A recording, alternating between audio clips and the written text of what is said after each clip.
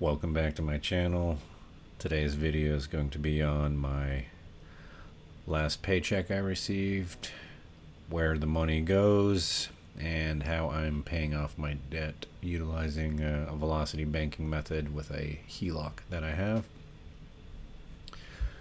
Here's my budget spreadsheet for 2025. On to the 15/31 January pay period. I get paid on the 1st and the 15th. Base pay would be up there. Some of my extra income stuff that goes with it. All of the taxes and deductions that come out. I do have a TSP worth 1% withdrawn. That's what it comes down to. What this allows me then is take-home pay is going to be $4,281.75. This kind of box right here is cash back I get from credit cards. Just got a new Bank of America custom cash card. Hit the spend bonus on it, and plus some of the extra spend with the categories. So I will be receiving $219.31 from that. Getting $20.10 back from my Amazon card, and I have a Charles Schwab Platinum card. I can cash those points out at 1.1 cents per point, I believe. And estimated I will have $39.09. They're currently in orange because I do not. They have not been cashed out yet. They should be coming sometime this 2-week pay period. This right here in green, myself and my girlfriend are going to Florida in a couple months. She paid me back. I bought the tickets with some credit cards, so that was her half. I am going on a work trip coming up, and that's my expected per diem rate I will get for the week. And then I also refilled my workplace's snack bar, so I get reimbursed from the kitty for that, which should in theory make my total income for this 2-week pay period, or cash that I'll receive, just over $6,000. This block down here is budget remaining, so I'm trying every 2 weeks to spend no more than $1,500. Lately, it seems like that is a bridge too far, so going forward, I will probably adjust that. These numbers are pulled from a tab down here, so the corresponding date matches.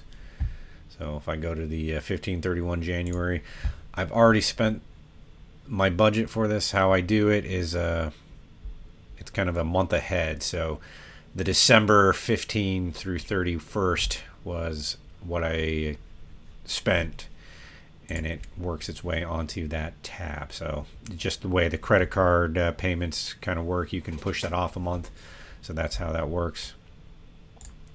So I obviously went over the $1,500. I spent just shy of $3,000. Holidays will do that. Just is what it is. Also, I on that custom cash card that I opened, 0% APR for purchases, and a balance transfer that I did for, I believe, 15 months. So this got dumped onto the card, and I will not be paying this exact number. However, all these numbers will get put into where I end up paying them as they push and get ready for their due dates. So that's where the cards get zeroed out, except for the ones that have the 0%, paying those down slowly. All right. My monthly expenses. So for this pay period here, my Allstate due. It was paid with a Discover card, 14 January. I need to change that going forward because I no longer get the cashback match on my Discover. I did that last calendar year and got over 600. Actually, About $605.99 is what they matched back, which was pretty exciting. So going forward, I will change that to a different card to get better money back. I have both the Platinum from American Express and the Charles Schwab Platinum from American Express.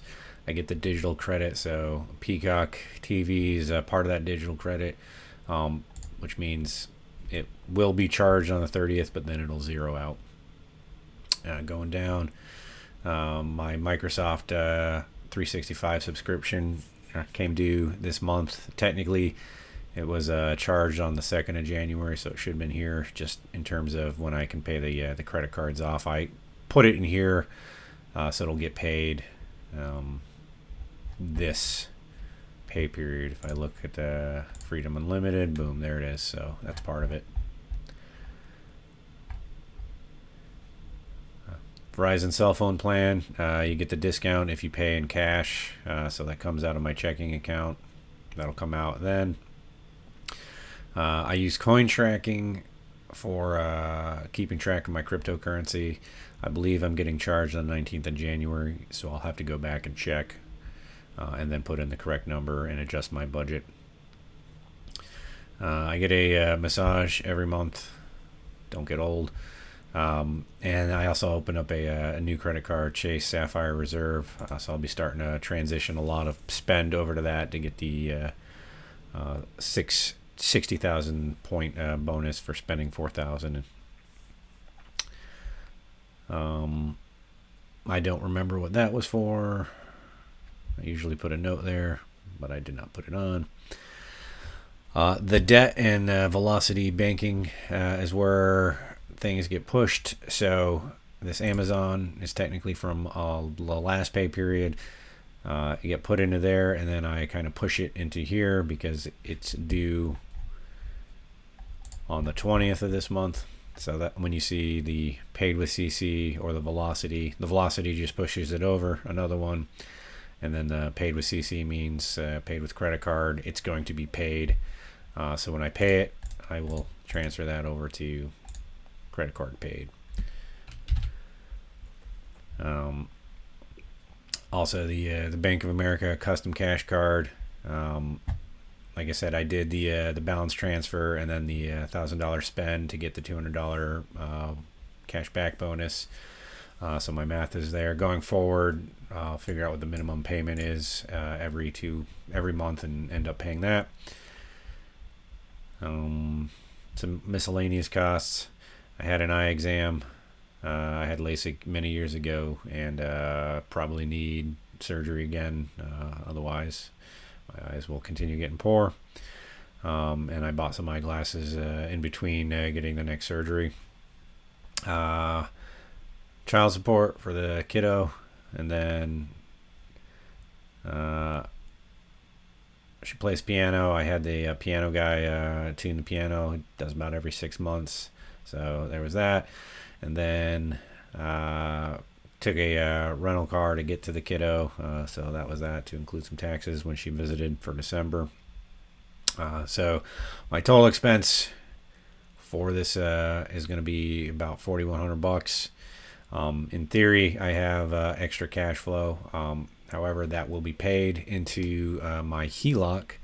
So if I go pull that up, I have a running HELOC transaction list with a future payment, estimated payment, and when I will be paying off debt. So I had a $45,000 HELOC. Started with a interest rate of 11.25%. With the Fed dropping rates, it's dropped down to 10.25%. So this is either positive or negative if I'm in the hole for the month, or positive. So like I said, kind of December, definitely down, moving some debt around. My balance on the HELOC, what it'll be estimated, how much interest I'll have on it, and then the month since I started the Velocity Banking